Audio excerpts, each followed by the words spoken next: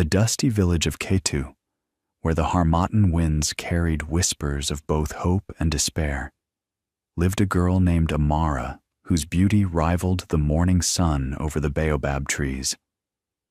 Her story begins not with joy, but with the kind of suffering that breaks some souls and forges others into unbreakable steel. Amara's mother, Folashade, had been the village's most beloved daughter, known for her kindness and her voice that could make even the sternest elders weep with joy.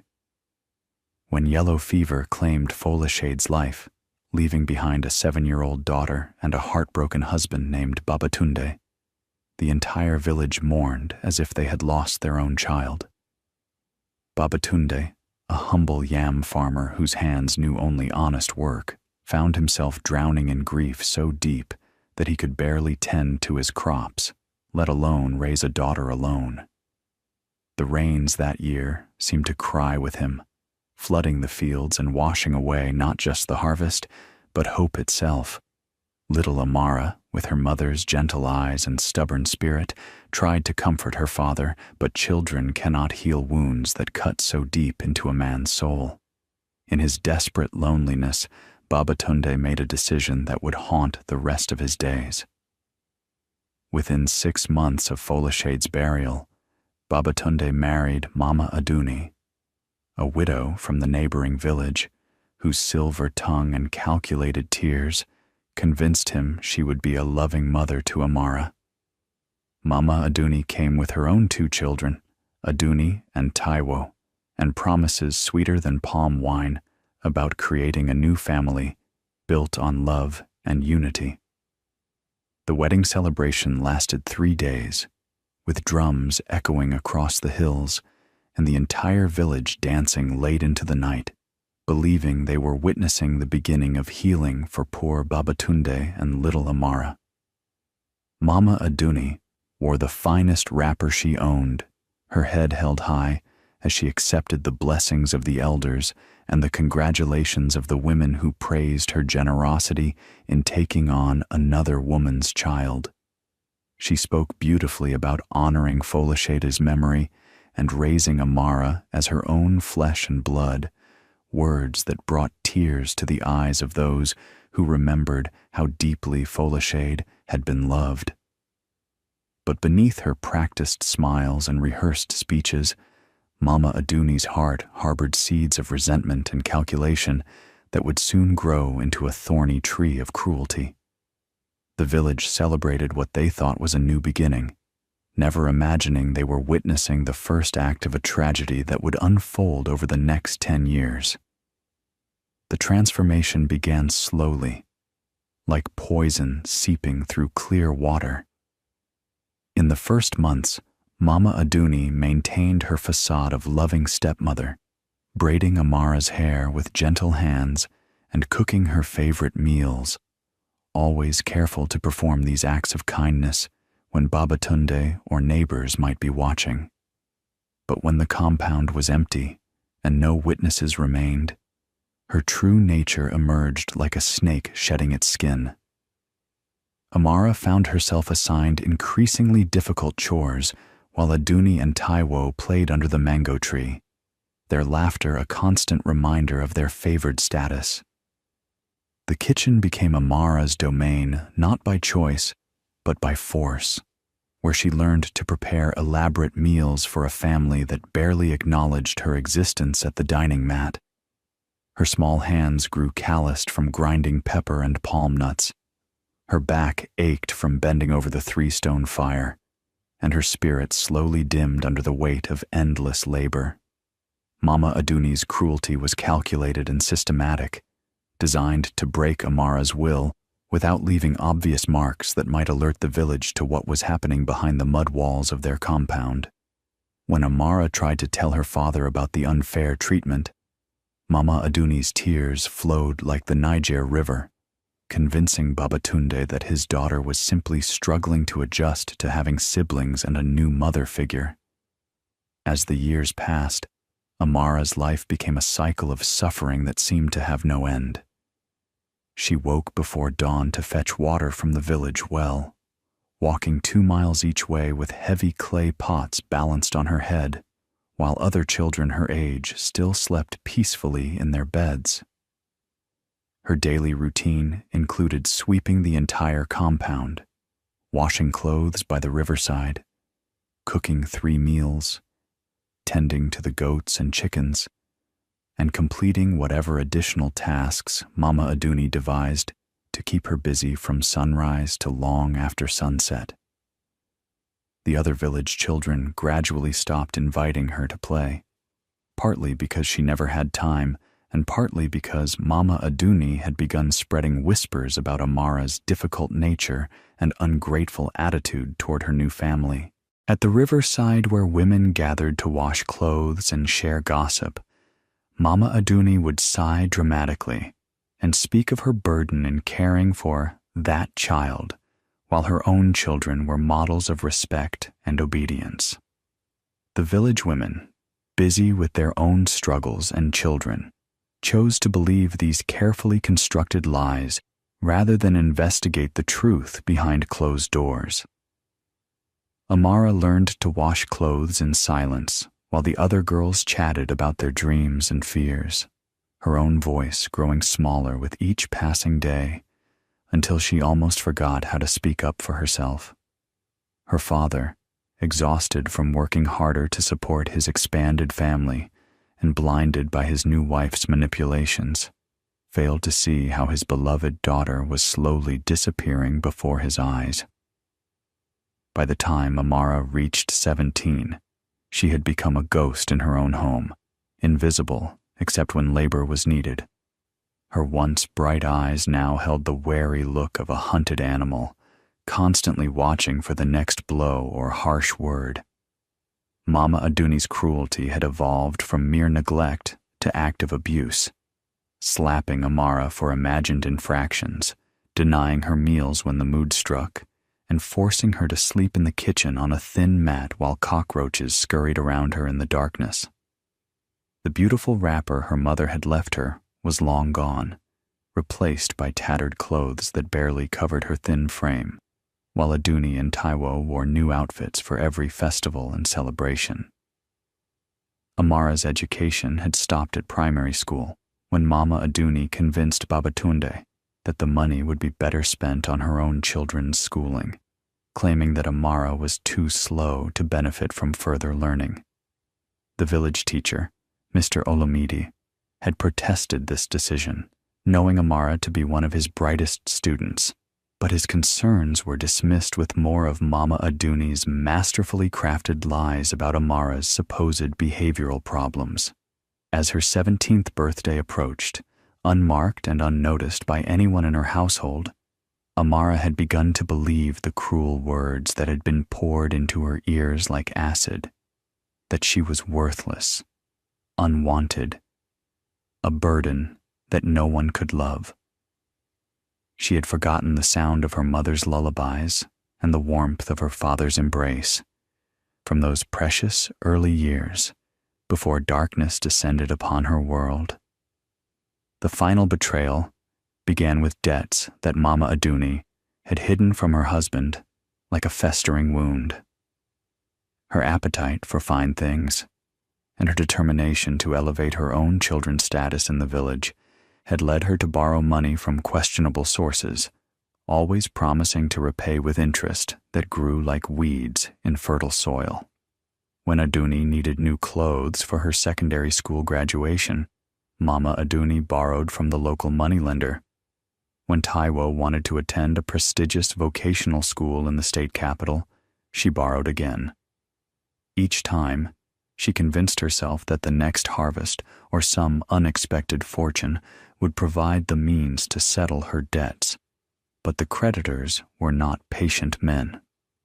They began arriving at the compound with increasing frequency, their voices growing louder and their threats more explicit with each visit. Babatunde knew nothing of these financial entanglements, working his farm with the honest belief that his wife was managing their household expenses as competently as she managed everything else. The moneylenders spoke of seizing property, of public humiliation, of consequences that would destroy the carefully constructed reputation Mama Aduni had built in the village. In her desperation, her calculating mind began to see Amara not as a stepdaughter, but as a solution to her mounting problems. The girl was young, healthy, and completely powerless to resist whatever fate Mama Aduni chose for her. The seed of an idea, dark and terrible, began to take root in her heart.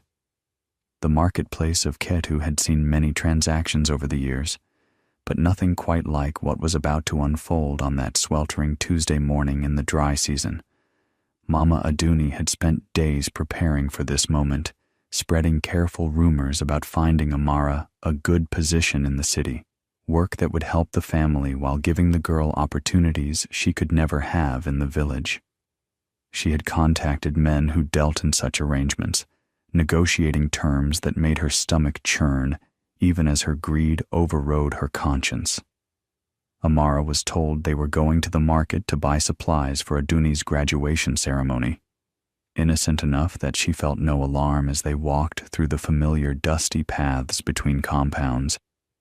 The marketplace buzzed with its usual energy.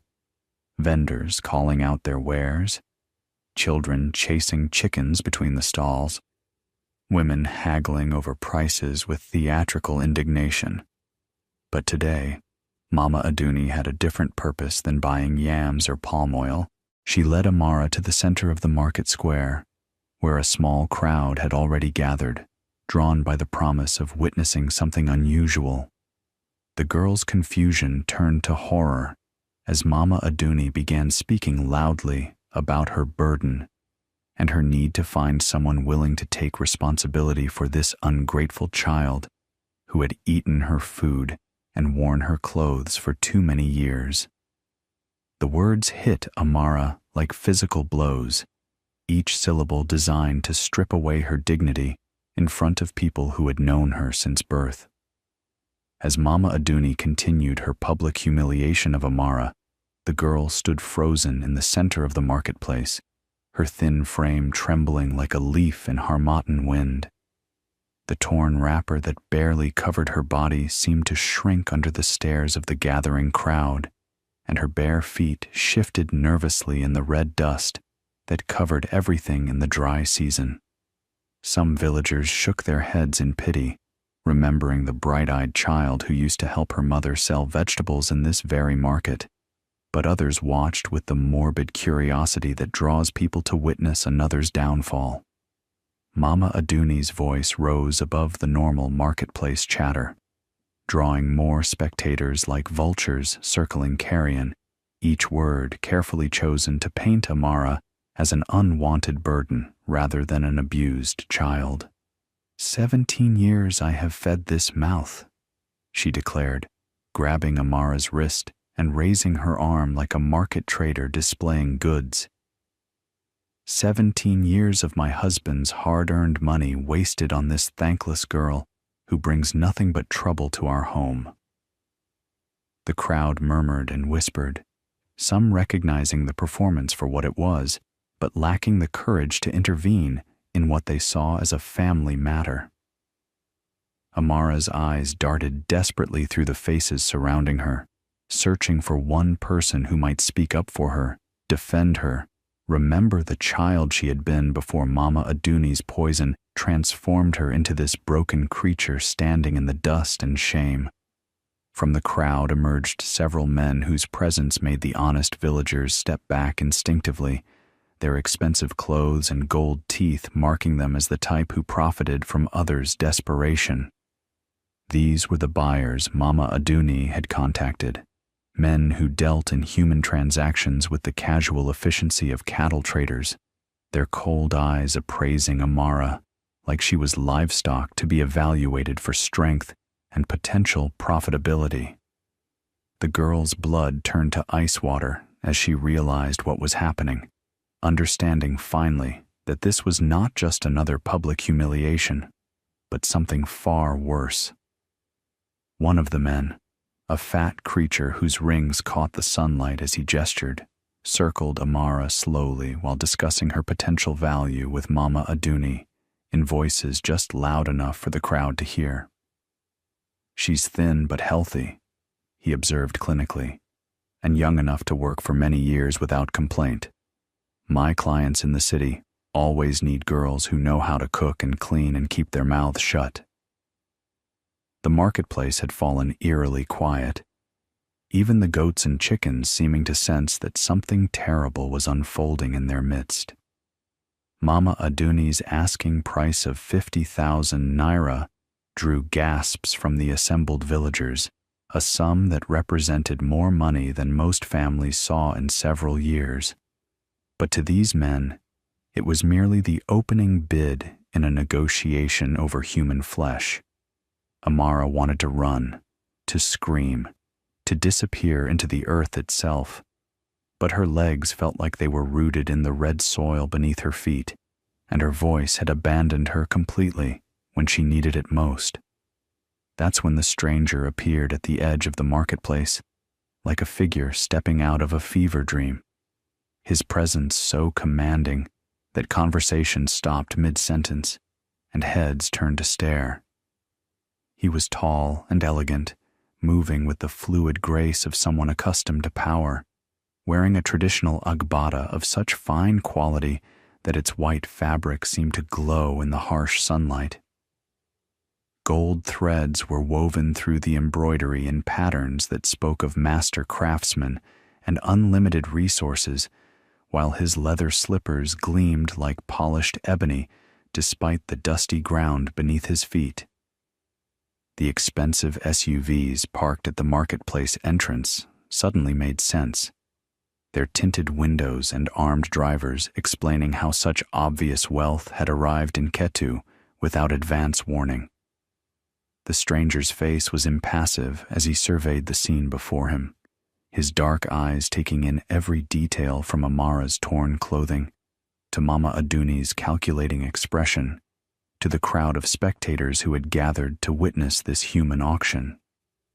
He was perhaps 40 years old, with the kind of presence that made people instinctively straighten their postures and lower their voices, success and education radiating from him like heat from a forge. When he spoke, his voice carried the cultured tones of someone who had studied abroad and moved in international circles. Yet his Yoruba was flawless and rich with the cadences of traditional storytelling. Nobody in the marketplace had ever seen wealth like this walking among them, and certainly not at a moment when such intervention might change the course of a young girl's life forever. "How much do you want for her?" the stranger asked Mama Aduni, his voice cutting through the marketplace silence like a blade through silk, each word pronounced with the precision of someone accustomed to making statements that would be remembered and obeyed. Mama Aduni's eyes widened with the unmistakable gleam of greed as she realized she was facing a customer far wealthier than the local traders who had been haggling over Amara's price, her calculating mind instantly revising her expectations upward like a merchant sensing an opportunity for unprecedented profit. 100,000 naira, she replied quickly, her voice trembling with barely contained excitement as she doubled her original asking price without shame or hesitation. The crowd gasped collectively at such an astronomical sum, more money than many of them would see in their entire lives, but the stranger's expression remained unchanged, as if she had named the price of a bag of rice rather than a human being. He studied Amara's face carefully, noting the intelligence that survived in her eyes despite years of systematic abuse, the dignity she maintained even in circumstances designed to strip away every shred of self-worth. The girl stared back at him with a mixture of terror and desperate hope, not daring to believe that this moment might represent salvation rather than simply a change in the nature of her bondage. Around them, the marketplace held its collective breath, as if the entire village sensed they were witnessing something that would be talked about for generations, a story that would grow in the telling until it became legend. The stranger's smile was thin and cold as winter moonlight when he delivered his response to Mama Aduni's greedy demand, his words echoing across the silent marketplace with the finality of a judge pronouncing sentence. 100,000 naira, he repeated, his voice carrying a note of amused contempt that made several people in the crowd step back instinctively. Is that truly all you think she's worth? The question hung in the air like smoke from a funeral pyre, and for the first time since this ordeal began, uncertainty flickered across Mama Aduni's features as she wondered if she had somehow offended this wealthy stranger with her pricing. The assembled villagers leaned forward collectively, sensing that something significant was about to happen. Their normal marketplace chatter replaced by the kind of breathless anticipation that precedes thunderstorms.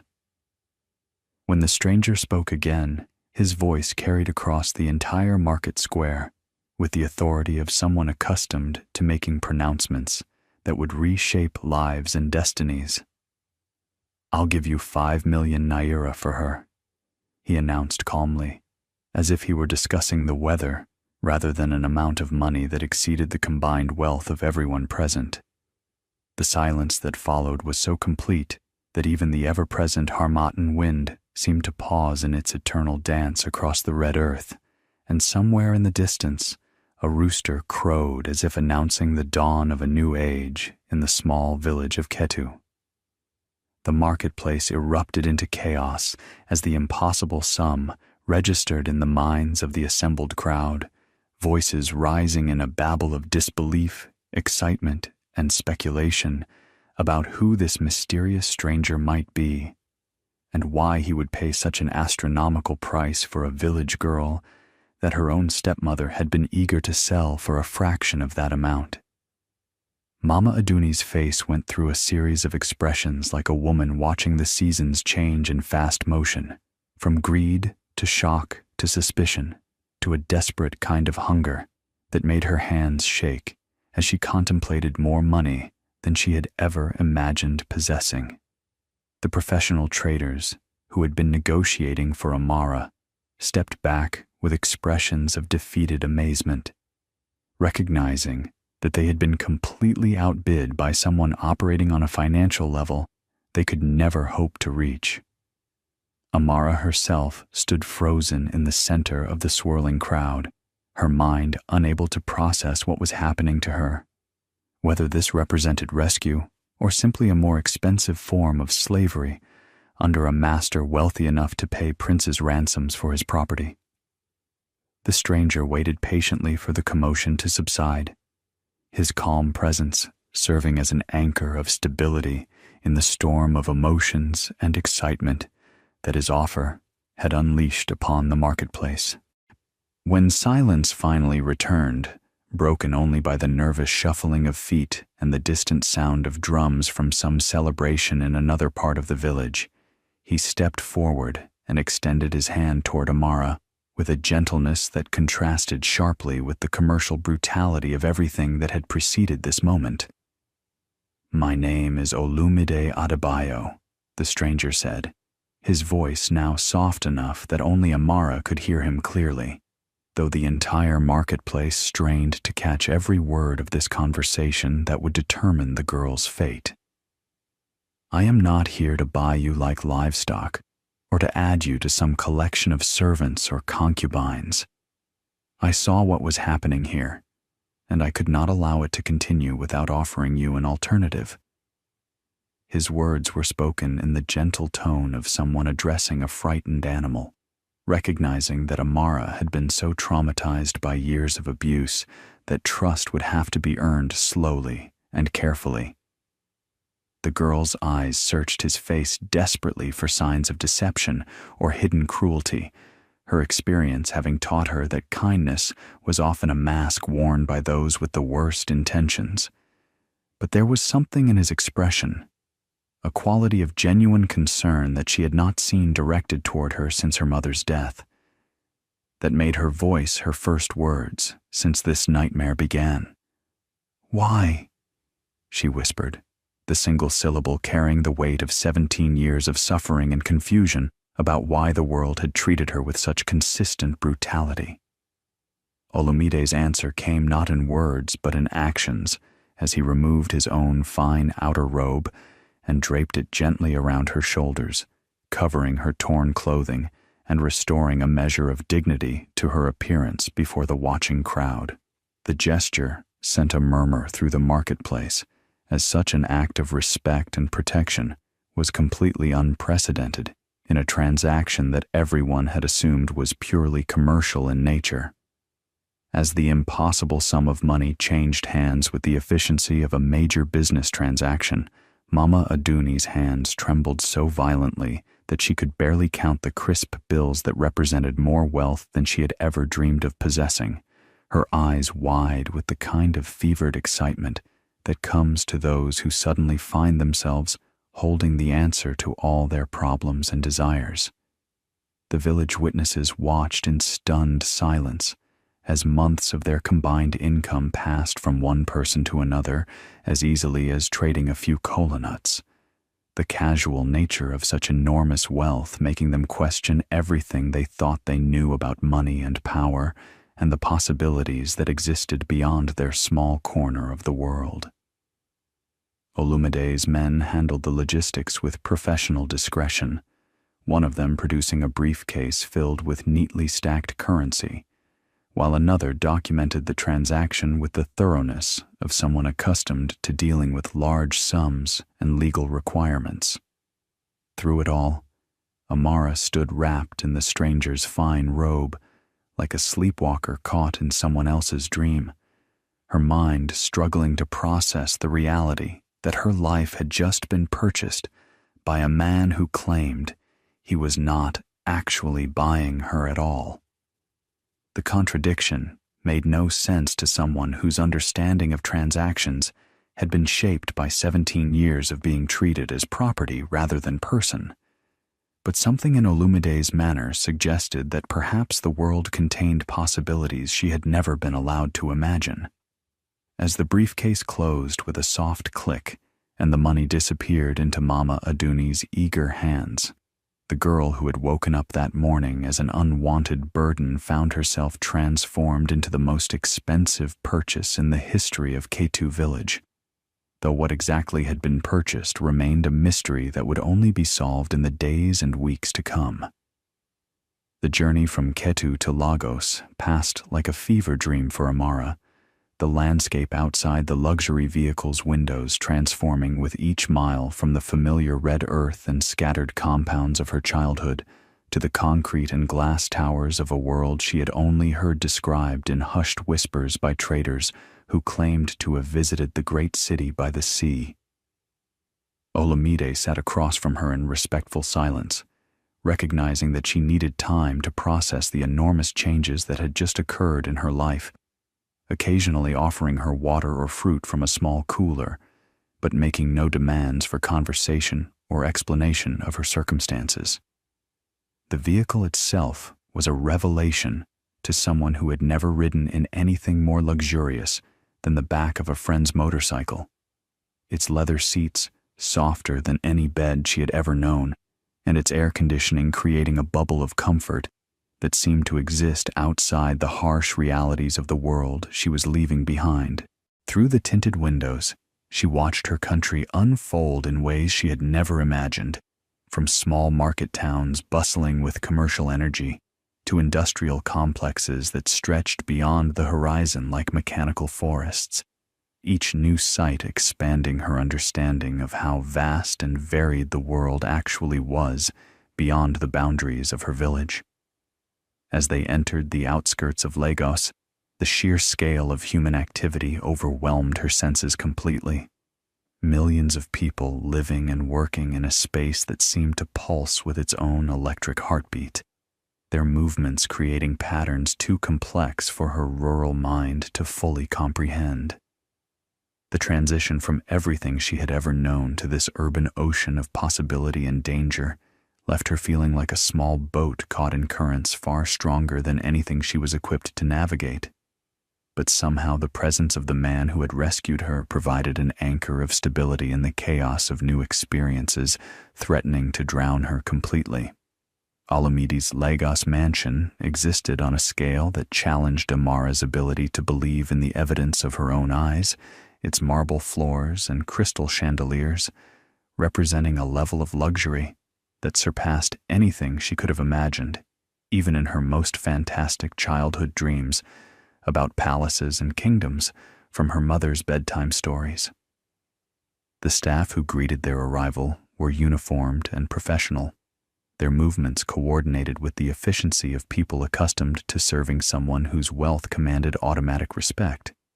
But their expressions when they saw Amara ranged from polite confusion to barely concealed disdain for this village girl who had somehow gained access to their sophisticated world.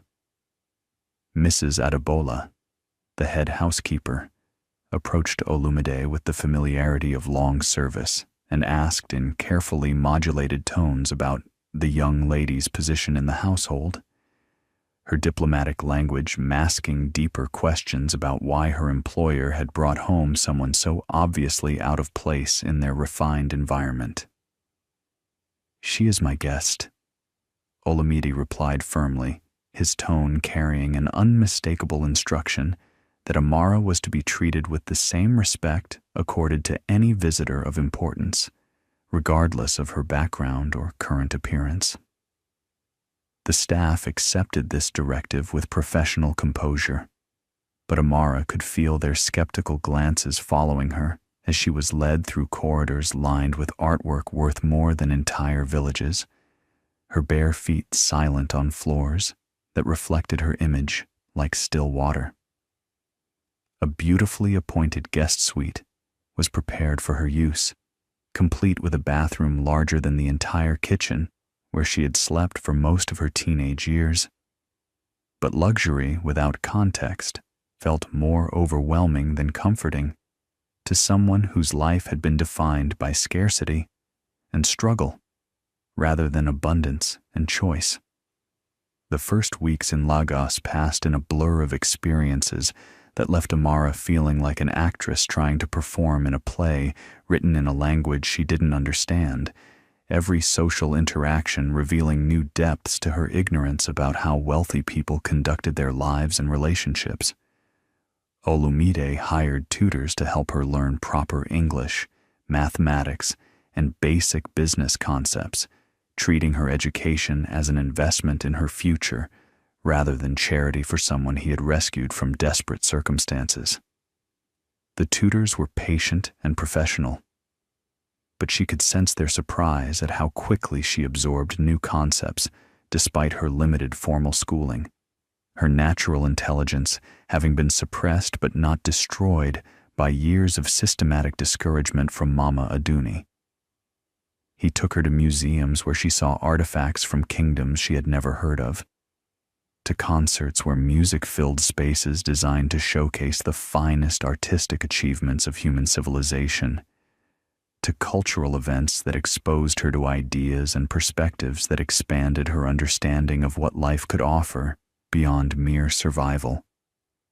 But everywhere they went, she felt the weight of curious stares and whispered speculation about her relationship to this prominent businessman, assumptions and rumors that followed them like shadows cast by the gap between their obvious social positions.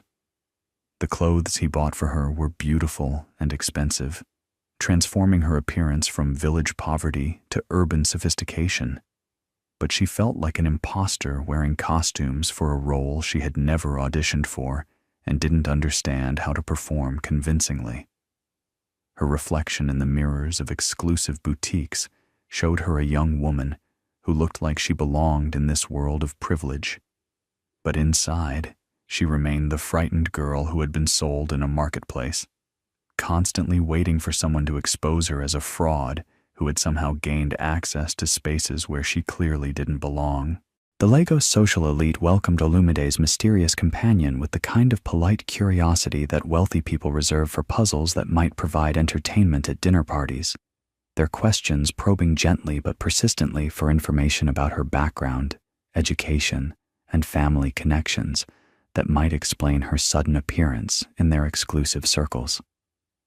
Mrs. Bamadal, the wife of a prominent oil executive, took particular interest in drawing Amara into conversations designed to expose the limits of her sophistication, asking about universities and international travel and cultural references that were completely outside the girl's experience, but delivered with the kind of smile that made ignorance feel like a personal failing. The dinner parties and social gatherings that were routine parts of Olumide's business life became ordeals for Amara, who struggled with unfamiliar etiquette and conversations that moved effortlessly between English, French, and several Nigerian languages, while covering topics ranging from global economics to contemporary art to political developments in countries she had never heard of. She learned to listen more than speak, observing how these people moved through their world with the confidence that came from never having to question their right to be anywhere or do anything they desired. Their casual assumptions about servants and drivers and international travel revealing lives lived on a scale that made her rural childhood seem like something from a different planet entirely. But beneath their superficial politeness, she could feel their judgment and speculation, their whispered conversations about Olumide's strange charity case, who couldn't possibly be anything more than a temporary amusement for a man known for his sophisticated taste in companions. The weight of their expectations and assumptions pressed down on her like a physical burden, making her increasingly withdrawn and self-conscious about every word she spoke or gesture she made in their presence. The transformation in Amara's understanding of herself began gradually, like dawn breaking over a landscape that had been hidden by darkness for so long that she had forgotten what daylight looked like. Each small kindness from Olumide challenging assumptions about her worth that had been beaten into her soul by years of systematic cruelty.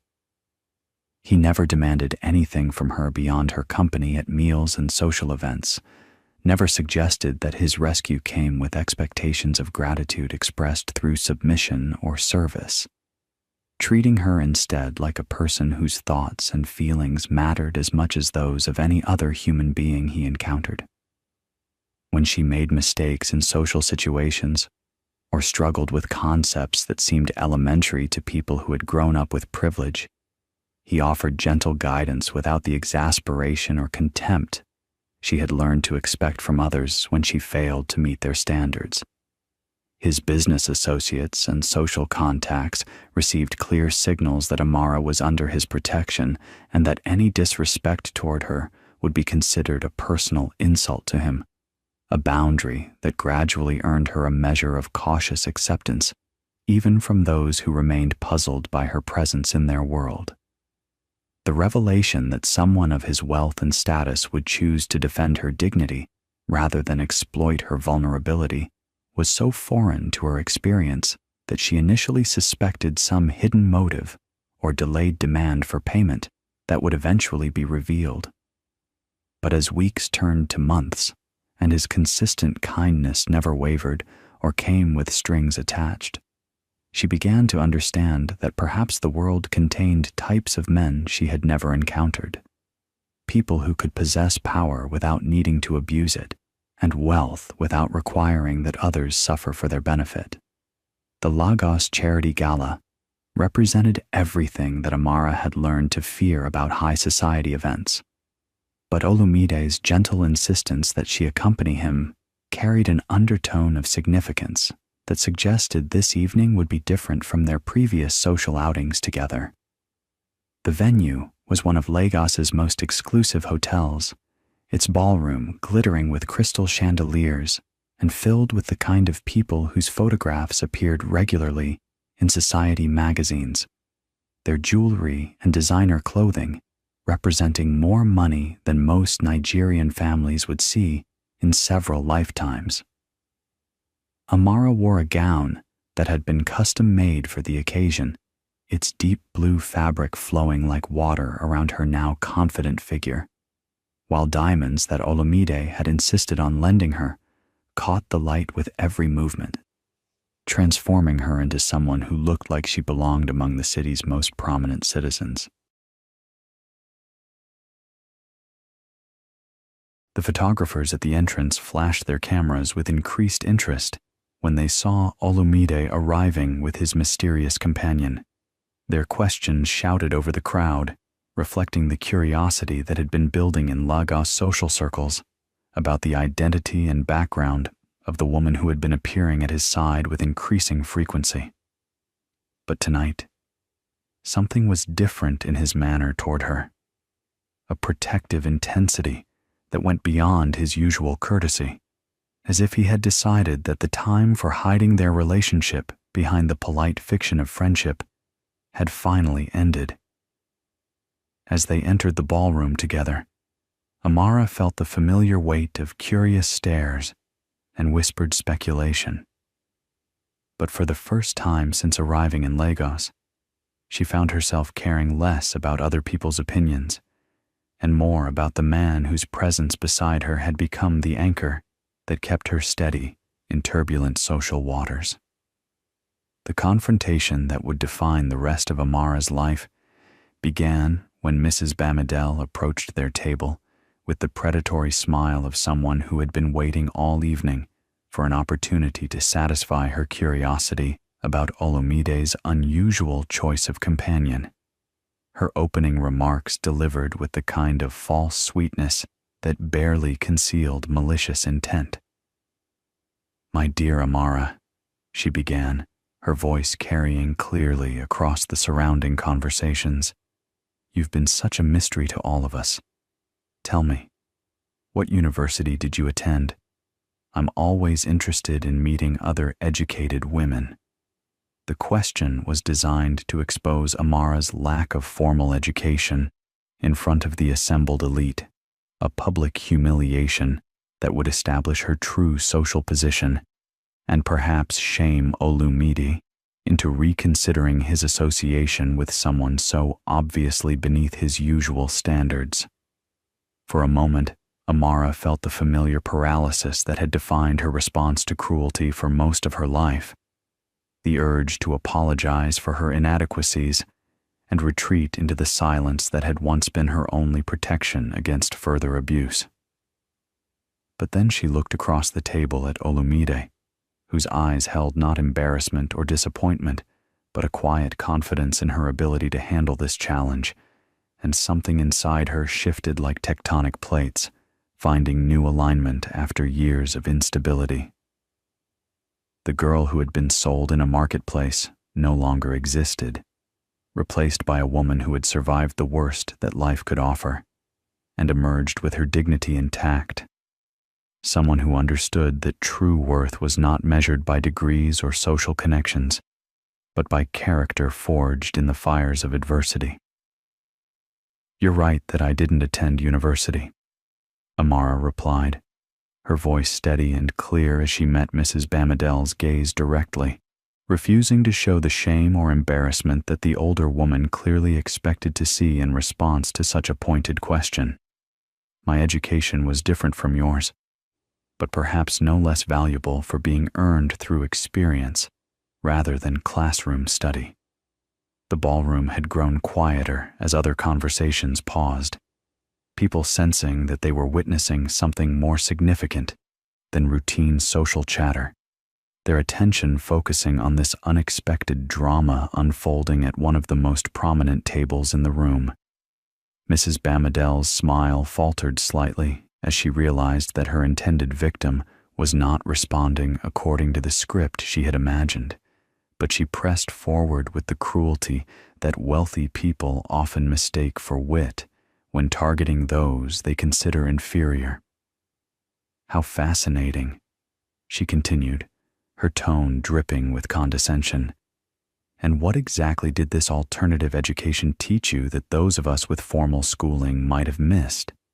The question was designed to be unanswerable, a trap that would force Amara to either claim knowledge she didn't possess or admit to ignorance that would confirm Mrs. Bamidel's assumptions about her unworthiness to be included in their sophisticated circle.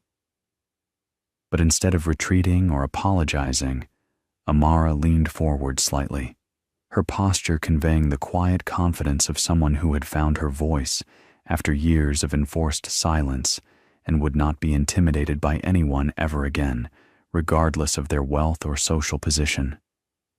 My education taught me that wisdom and worth are not measured by the schools one attends or the degrees one accumulates, but by how one treats others, especially those who cannot offer anything in return, Amara said, her words carrying across the now silent ballroom with the clarity of truth spoken without fear or apology.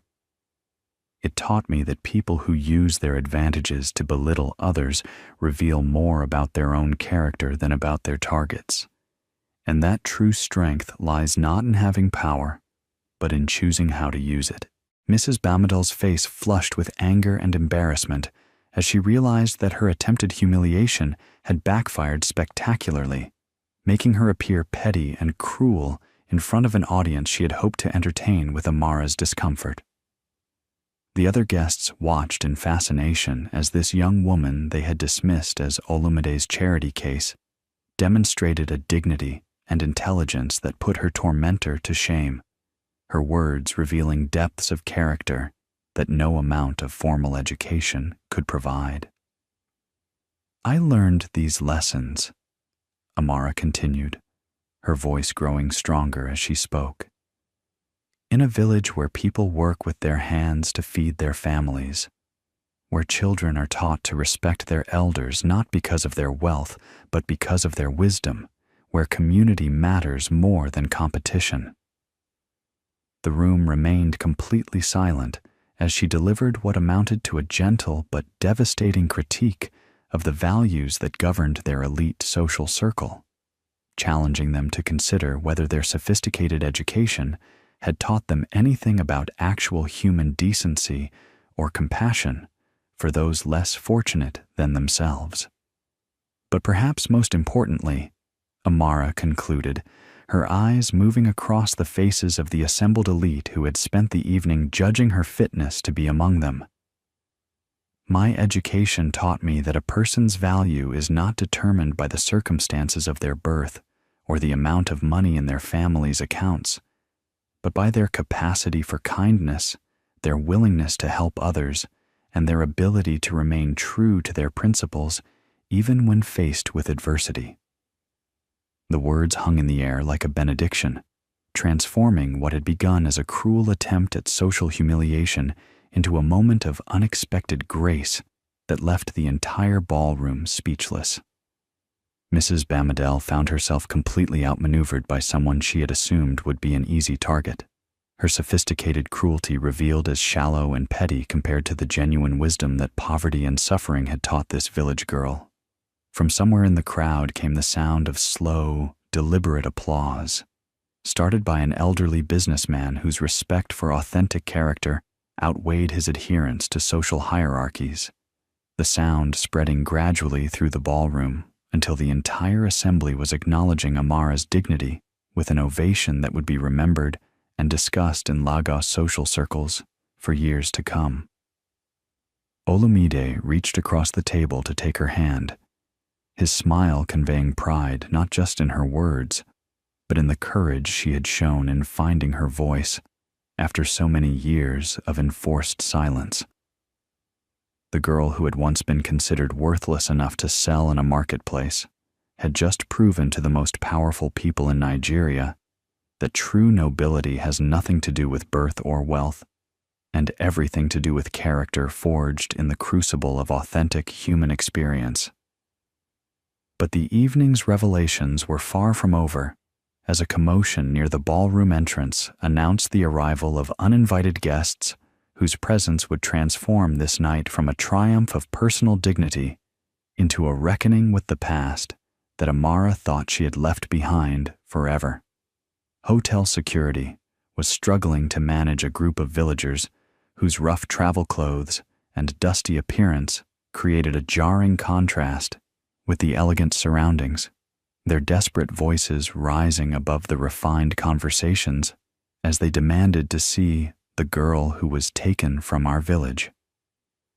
At the head of this unlikely delegation stood a figure that made Amara's blood freeze in her veins.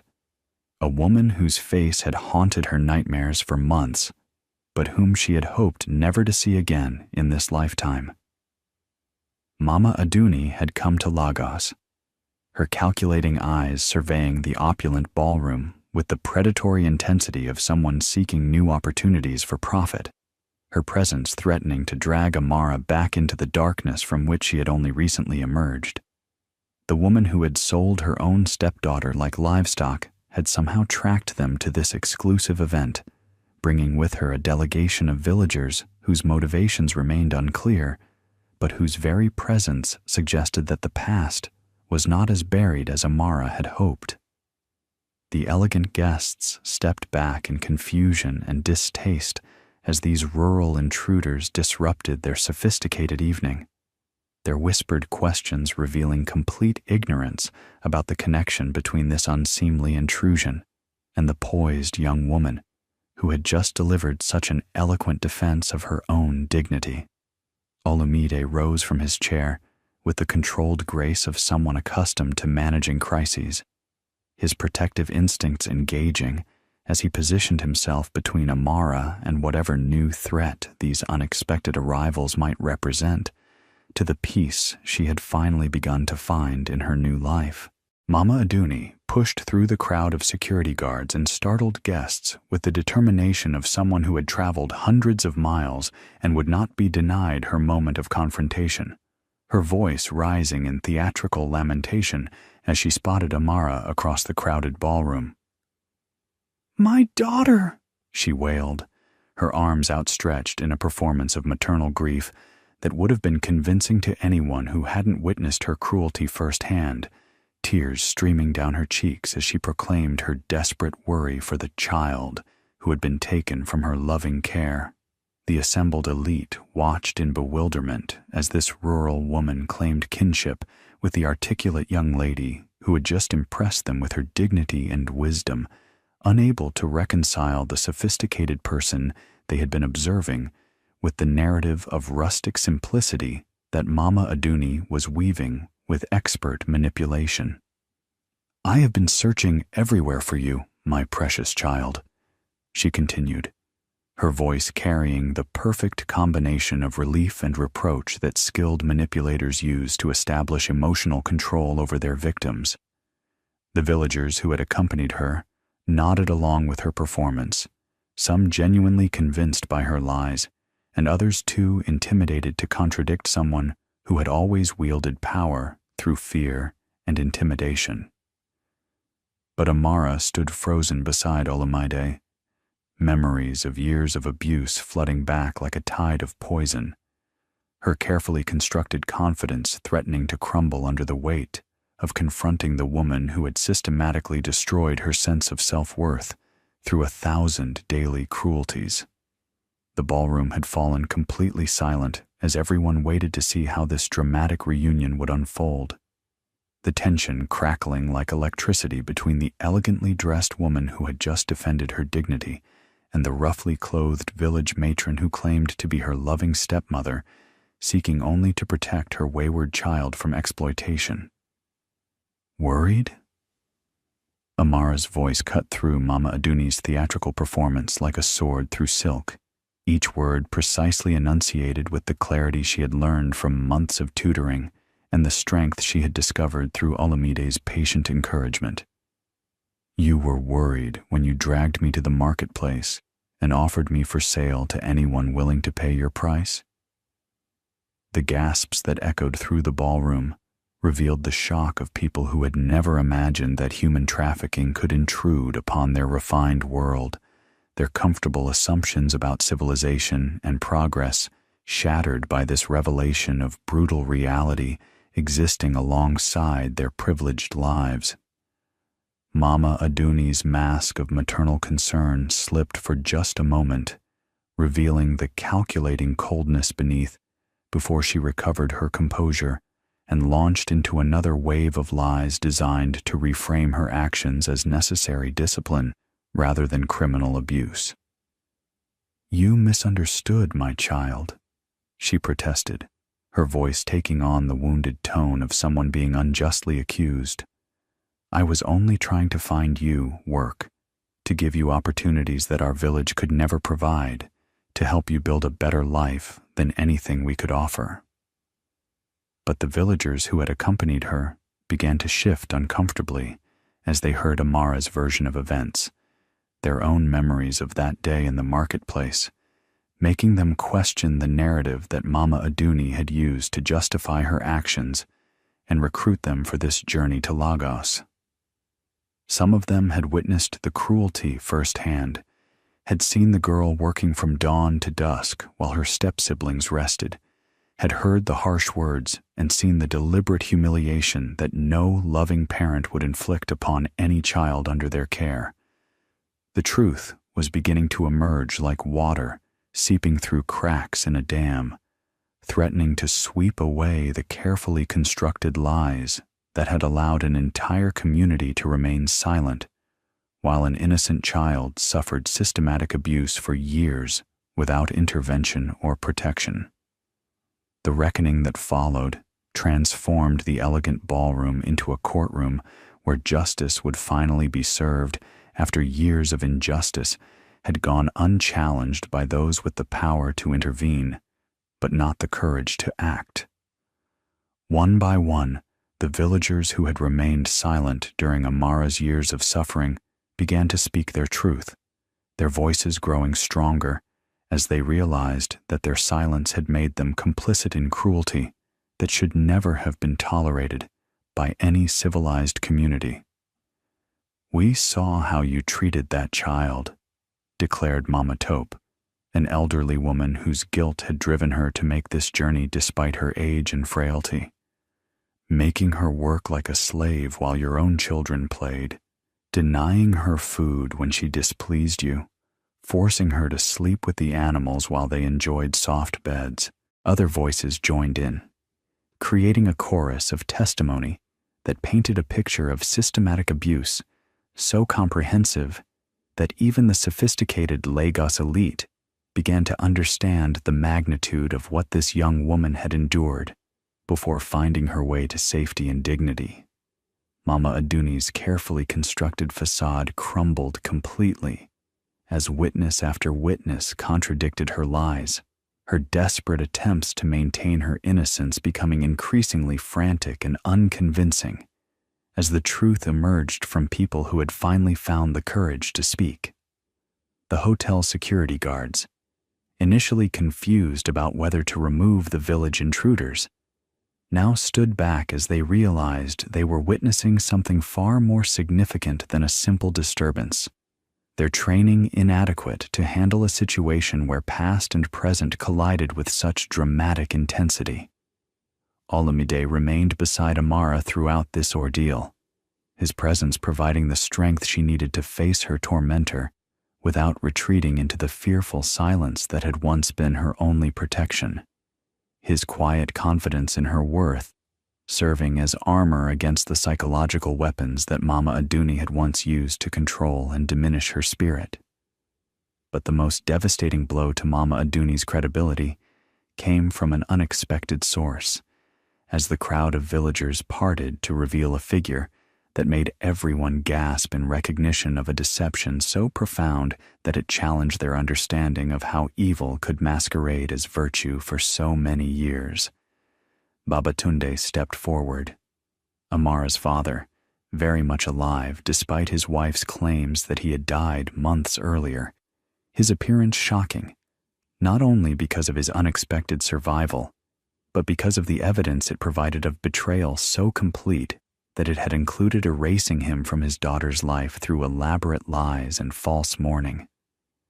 The man who had worked honest soil with his own hands looked older and frailer than Amara remembered, his face marked by illness and grief, but his eyes held the clear light of someone who had survived attempts to destroy him and had returned to reclaim what was rightfully his. "My daughter," he said simply, his voice carrying across the silent ballroom with the weight of parental love that had survived separation, deception, and systematic attempts to sever the bonds between them.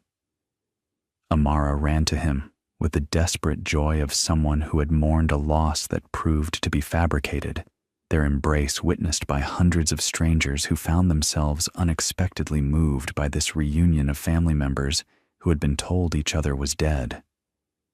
The revelation that Mama Aduni had staged a fake funeral, complete with mourning ceremonies and burial rites, while secretly abandoning her husband at a distant clinic where she hoped he would die forgotten and unclaimed, exposed a level of calculated cruelty that shocked even people accustomed to the casual ruthlessness of business and politics. Her web of lies unraveled completely as the villagers who had attended Babatunde's supposed funeral realized they had been manipulated into participating in an elaborate deception designed to clear the way for Mama Aduni's complete control over Amara's fate and the family's modest resources. The final confrontation between Amara and the woman who had stolen her childhood arrived with the inevitability of sunrise after the longest night, all pretense and deception finally stripped away to reveal the naked truth of years of systematic abuse perpetrated by someone who should have protected rather than exploited the vulnerable child placed in her care. Mama Aduni stood exposed before an audience that included some of Nigeria's most powerful people. Her lies contradicted by multiple witnesses, her cruelty documented by years of evidence, her manipulations revealed as the calculated actions of someone who had profited from another's suffering without conscience or remorse. The sophisticated guests who had initially dismissed Amara as an inappropriate addition to their social circle now understood that they were witnessing the triumph of genuine nobility over the kind of evil that disguises itself as respectability.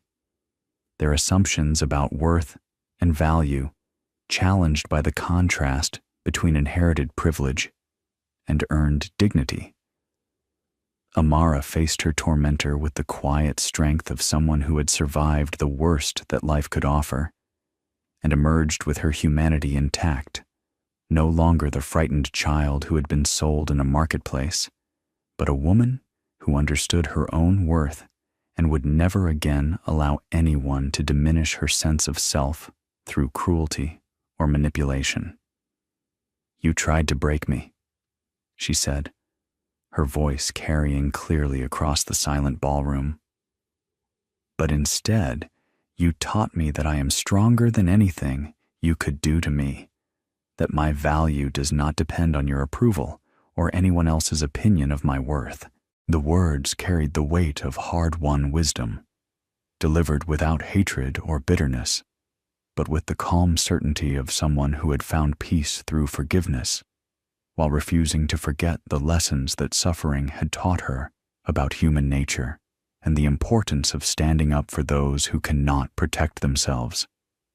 Olumide stepped forward as the confrontation reached its climax, his presence commanding the attention of everyone in the ballroom as he prepared to address not just Mama Aduni's crimes, but the broader questions of justice and responsibility that her actions had raised for everyone present.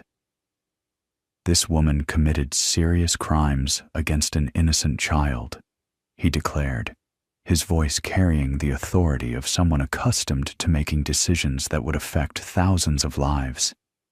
"But the choice of how to respond belongs to the person she wronged." His words placed the power of decision exactly where it belonged, with the victim rather than the perpetrator, recognizing Amara's right to determine her own path forward, rather than having justice imposed upon her by others who had not shared her suffering.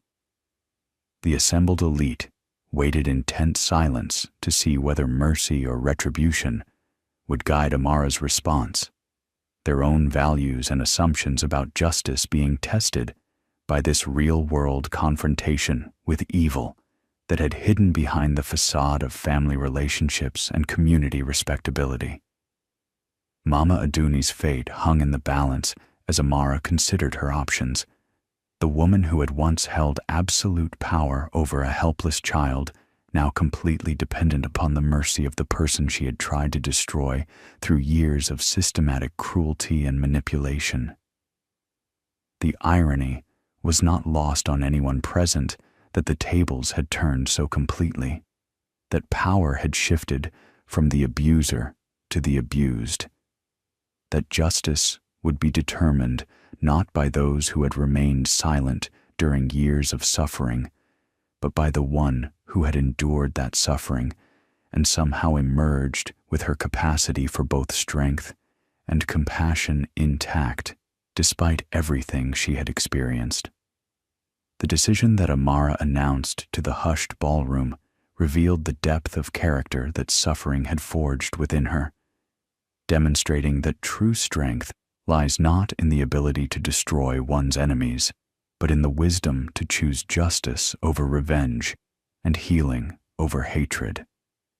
"I want you to leave," she told Mama Aduni, her voice steady and clear as she pronounced a sentence that was both merciful and just.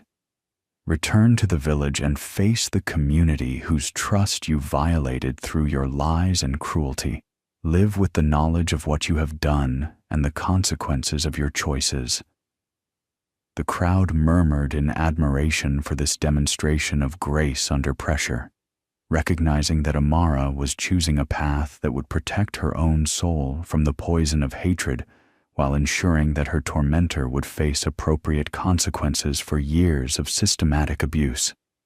But her mercy came with clear boundaries and firm warnings that demonstrated her newfound strength and determination never again to be victimized by anyone who might mistake compassion for weakness. "However," she continued, her eyes never leaving Mama Aduni's face, "if you ever harm another child, if you ever attempt to contact me or my father, again, I will use every resource available to ensure you face the full legal consequences of your actions."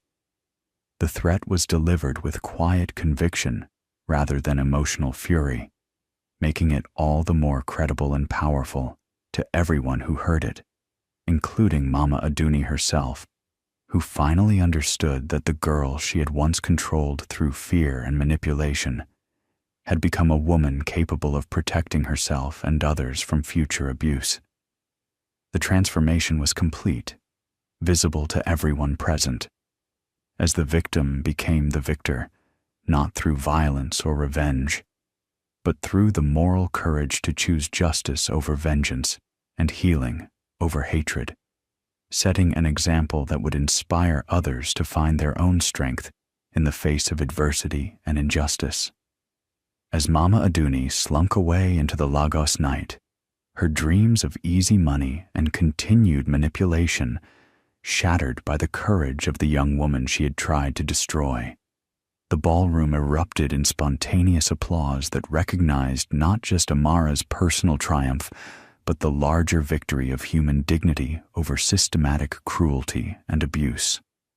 The sophisticated guests who had begun the evening viewing her as an outsider unworthy of their social circle now understood that they had witnessed something extraordinary, a demonstration of grace and strength that transcended all their assumptions about education, breeding, and social position. Olamide stood beside her throughout this ovation, his pride evident not just in her words, but in the journey she had completed from victim to victor, from powerless child to empowered woman, from someone who had been told she was worthless to someone who understood her own infinite value. The villagers who had found the courage to speak truth after years of complicit silence began their own journey home, carrying with them the knowledge that they had finally done the right thing, even if it came far too late to prevent years of suffering that their earlier intervention might have stopped. Babatunde approached his daughter with tears in his eyes, ready to begin the process of rebuilding their relationship and healing the wounds that deception and separation had created, his love for her unmarred by the years of lies that had kept them apart. The reunion of father and daughter served as a reminder that family bonds, when based on genuine love rather than manipulation and control, can survive even the most systematic attempts to destroy them through deception and cruelty, offering hope for healing and redemption even after the darkest periods of suffering and loss. 6 months later, the village of Ketu witnessed a transformation that began with love, but extended far beyond any single couple's happiness to encompass an entire community's awakening to its responsibilities toward its most vulnerable members. The engagement ceremony that united Amara and Olumide took place in the same marketplace where she had once been offered for sale, but the location had been transformed with flowers and fine cloth into a celebration space that honored both tradition and the triumph of justice over cruelty. The entire village attended, but their presence represented more than curiosity about the unprecedented wealth of the groom or the dramatic transformation of the bride, serving instead as a collective acknowledgement of their community's failure to protect an innocent child and their commitment to ensuring such failures never occurred again. Amara walked into the ceremony wearing traditional Yoruba wedding attire crafted by Lagos's finest designers, her bearing radiating the confidence of someone who had found her place in the world through love, struggle, and the recognition of her own worth, regardless of others' opinions or judgments. Olumide stood waiting for her in matching traditional dress, but what impressed the villagers most was not his obvious wealth, but the way he looked at his bride, with the eyes of a man who had found his greatest treasure in the most unexpected place. The ceremony itself became a symbol of transformation and hope, demonstrating that love could transcend all boundaries of class, education, and social position when hearts recognized their perfect match in another soul, regardless of the circumstances that had shaped their separate journeys to this moment of union.